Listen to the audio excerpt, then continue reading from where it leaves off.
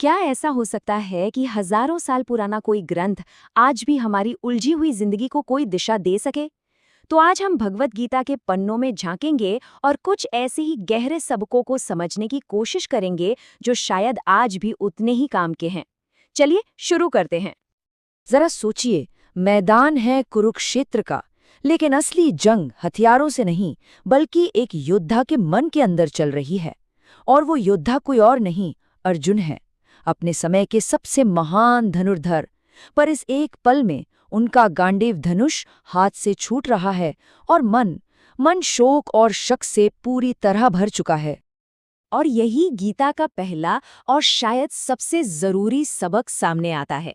ये मानना कि हम अंदर से टूट रहे हैं, ये कोई कमजोरी नहीं है, बल्कि ये हिम्मत और खुद को समझने की तरफ पहला कदम है। सच तो ये है कि ज्ञान की असली यात्रा यहीं से शुरू होती है। अर्जुन की जो ये हालत है ना, ये सिर्फ एक पुरानी कहानी नहीं है। क्या कभी हमारे साथ ऐसा नहीं हुआ, जब सही और गलत के बीच चुनना पहाड़ जैसा मुश्किल लगा हो? ये वही संकट है जो हम सब अपनी जिंदगी में कभी न कभी झेलते हैं। तो ऐसे में इस गहरे संकट में श्री कृष्ण अर्जुन को क्या रास्ता दिखाते हैं? वो उन्हें बताते हैं कर्म योग के बारे में, मतलब बिना किसी लगाव के अपना काम, अपना फर्ज निभाने का रास्ता। चलिए जरा इसे और गहराई से समझते हैं। इसका सीधा सा मतलब है, काम करो, पूरी लगन से करो, लेकिन नतीजा क्या होगा उसकी चिंता छोड़ दो।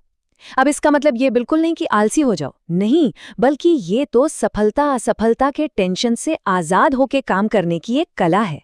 बिल्कुल उस कलाकार की तरह जिसे बस कुछ बनाने में मजा आता है। उसे इस बात से फर्क नहीं पड़ता कि लोग वाहवाही करेंगे या नहीं। तो देखिए, हमारे सामने दो रास्ते साफ हैं। एक रास्ता है जो नतीजे से जुड़ा है और ये हमें चिंता और डर में जकड़ लेता है, और दूसरा रास्ता है सिर्फ अपने काम पर ध्यान देने का, जो हमें सुकून देता है, मन की शांति देता है। अब चुनना हमें है कि किस रास्ते पर चलना है। तो बात यह है कि असली खुशी और आज़ादी काम से भागने में नहीं, बल्कि उसे बिना किसी स्वार्थ के करने में है।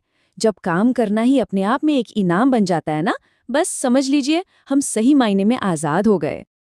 अच्छा, तो बाहरी कर्म की बात तो हो गई। अब चलते हैं अंदर की दुनिया में, यानी हमारे मन की तरफ।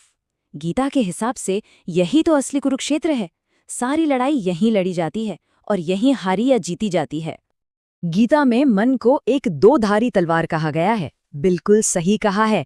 अगर इसे खुला छोड़ दिया तो ये हमें चिंताओं के जाल में ऐसा उलझाएगा कि हमारा सबसे बड़ा दुश्मन बन जाएगा।